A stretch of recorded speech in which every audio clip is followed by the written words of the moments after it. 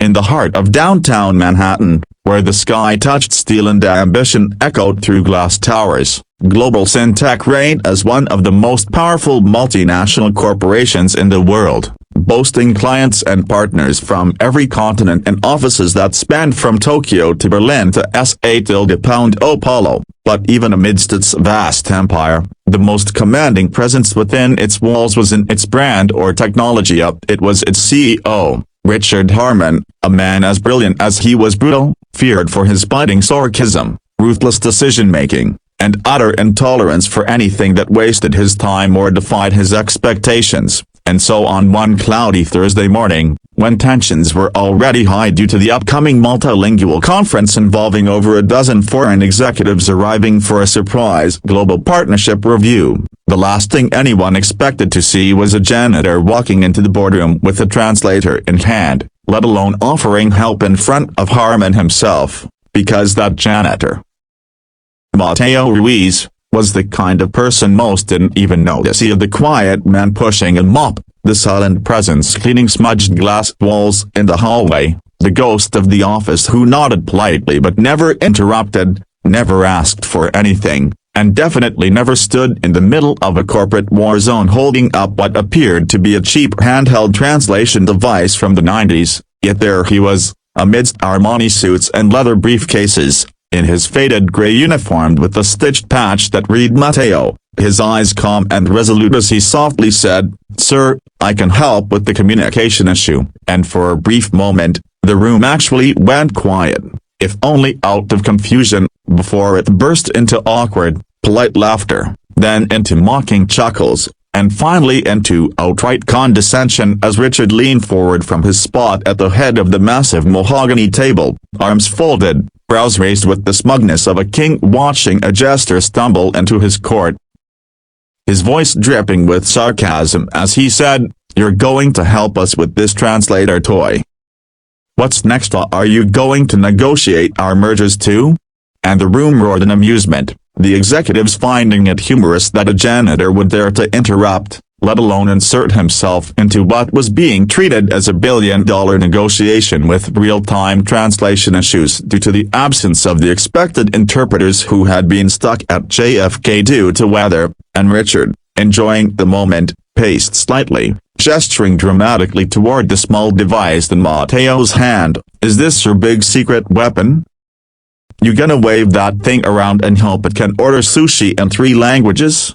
And some people chuckled again, though more out of obligation than humor, because mocking someone who clearly meant no harm was starting to feel a bit low, even for Richard. But Mateo remained still, his expression unreadable, and then he did something that none of them were ready for. He placed the translator gently on the boardroom table, gave Richard a small smile, and said quietly, "I don't need these a broken bar, I just carry it to see who underestimates me." And before anyone could ask what he meant, he turned to the German delegate at the far end of the table and greeted her in perfectly pronounced, native-level German, not the kind of German one might scrap from a textbook or an app, but the flowing cadence of someone who had not only studied but lived within the language, and she blinked, stunned, murmuring a reply, testing his fluency, only for Mateo to respond back effortlessly, with the kind of regional nuance that told her he knew more than just formal speech. He understood culture, idioms, humor, and then, without pause, he turned to the Chinese executive beside her, offering a traditional greeting in Mandarin that startled the man into straightening up in his chair, replying with a surprised laugh, and Mateo continued the exchange fluidly, even referencing an idiom from the Tang dynasty that left the Chinese executive nodding with visible respect. And by now the entire room was shifting, the laughter dying, the smirks fading, eyes widening as Mateo moved to the French representative next, speaking with such fluency that the man visibly leaned forward, impressed by the clarity and rhythm of Mateo's Parisian French, and then on to the Japanese guest, where he bowed slightly before delivering an elegant, modest introduction in crisp Japanese, complete with the honorifics and subtle tone shifts expected in professional etiquette.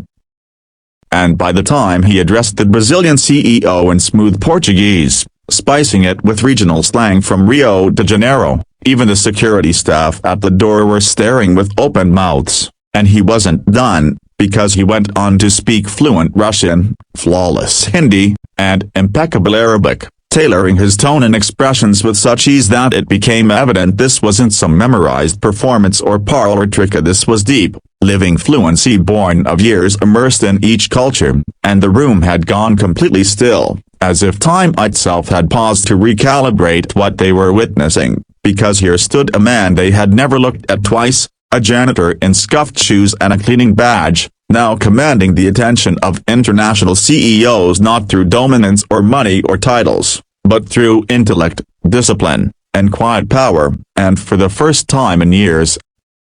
Richard Harmona, the man who mocked with impunity and prided himself on being the smartest man in any room, was at a complete loss for words, his face frozen in a mix of disbelief, confusion, and a dawning awareness that he had just made a fool of himself in front of the very people he had intended to impress, and even worse, he had mocked the one person in the room who had actually solved the crisis he was panicking about, because without Matteo's intervention, the conference would have collapsed into chaos and miscommunication. But now the delegates were smiling, nodding, taking interest, even offering Matteo their cards, and Richard, who had made billions off innovation and vision, had failed to see the brilliance standing right under his nose, and as Matteo finished his final translation, ending with a modest bow and a polite nod to the room, several of the guests began to clap softly, not out of pity, but out of genuine admiration,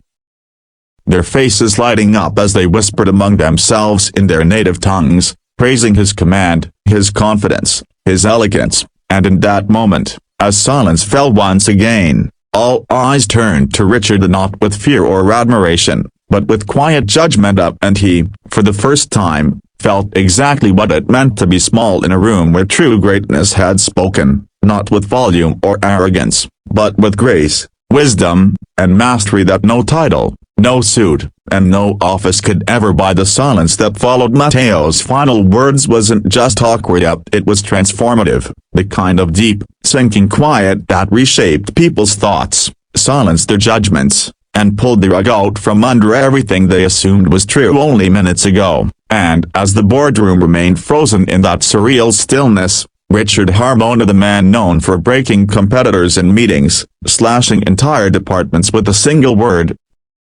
and mocking anyone who dared to step into his line of fire, stood stiff and utterly defeated, not by a rival CEO, not by an economic downturn or market crash, but by a janitor whose humility had disarmed the entire room, whose intellect had humbled them all, and whose courage had shifted the power dynamics of a company that prided itself on recognizing talent, except, of course, when that talent came wrapped in a uniform stained with bleach and dust. And while Richard's face flushed red with a cocktail of humiliation and forced introspection, Matteo remained calm, dignified, and rooted in the center of the room like a quiet storm that had passed through and left the landscape forever changed. And then, finally, someone spoke up. It was the German executive, clearing her throat and adjusting her glasses before rising slightly from her seat, addressing the rest of the room in English but nodding toward Matteo, saying, "I've worked with linguists my entire career,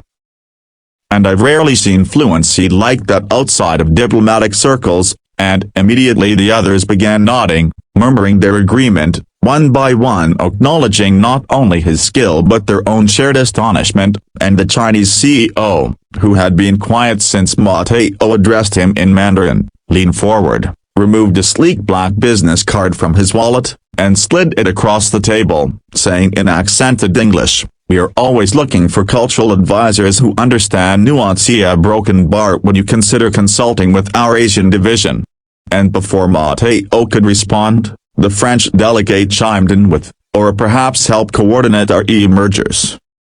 Your French is better than some of my Parisian staff." And with that, the energy in the room shifted dramatically, as the focus of the entire boardroom turned away from Richard Harmona, the untouchable, the powerful and settled on Matteo Ruiz, the janitor who had just revealed he was more than what he appeared, and as business cards began piling on the table, as praise flowed like a tide turning on the shore, Richard finally stirred, taking a breath that sounded like someone swallowing ego, pride, and panic all at once, because he knew what was happening. He could feel the respect, the admiration, the attention he'd spent decades commanding with wealth, suits, and headlines was now being handed freely to someone who had none of those things, and for the first time in his career, Richard didn't know how to regain control of the room, didn't know what to say, because anything that came out of his mouth now would feel like backtracking, like begging, like admitting he had been wrong not just about Matteo,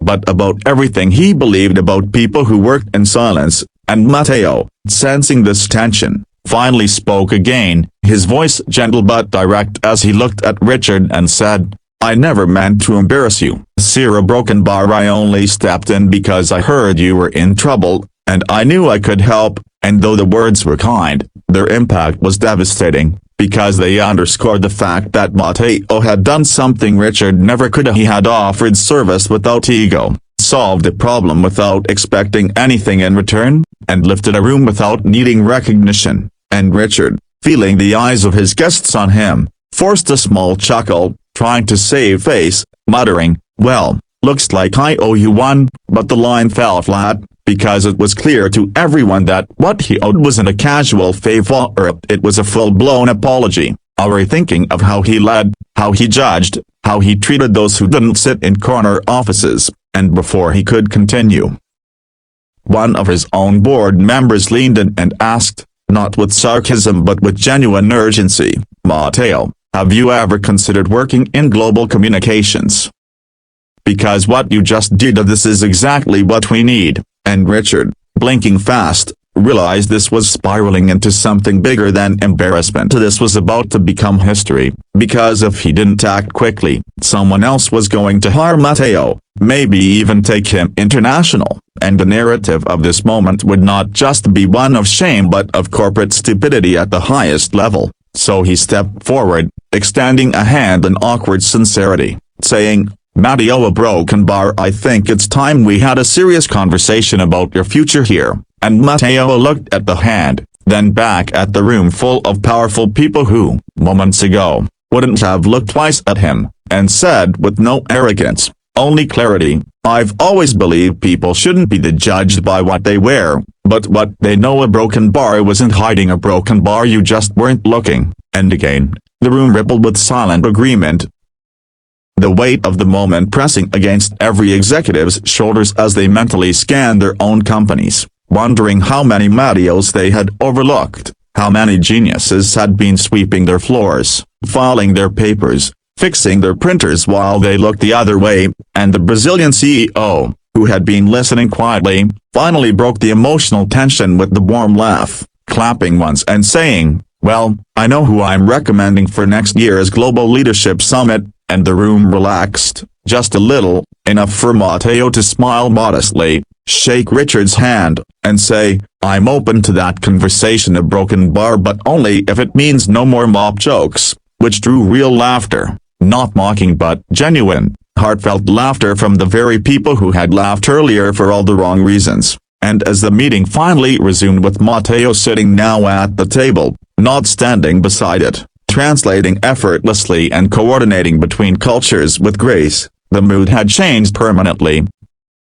And word of what had happened began spreading through the building, emails, whispers, social media posts, until by afternoon the entire company knew that the janitor had put the CEO in his place, not with anger, not with rebellion, but with brilliance, with elegance, and with a humility that made everyone feel both admiration and guilt. And by the end of the week, Global Syntech officially announced a new department under its international arm, cultural integration and multilingual strategy, and Matteo Ruiz was named its founding director, complete with a new office, a salary that finally matched his worth, and the authority to recruit others like him, quiet geniuses hiding in plain sight. And when asked by reporter weeks later how it felt to go from janitor to executive overnight, Matteo simply said, "It wasn't overnight, a broken bar. I've been that person all along, they just didn't see me." And somewhere in the background of that interview, Richard Harmon stood quietly, nodding. no longer the loudest man in the room, but perhaps for the first time in his life the one who was finally starting to listen.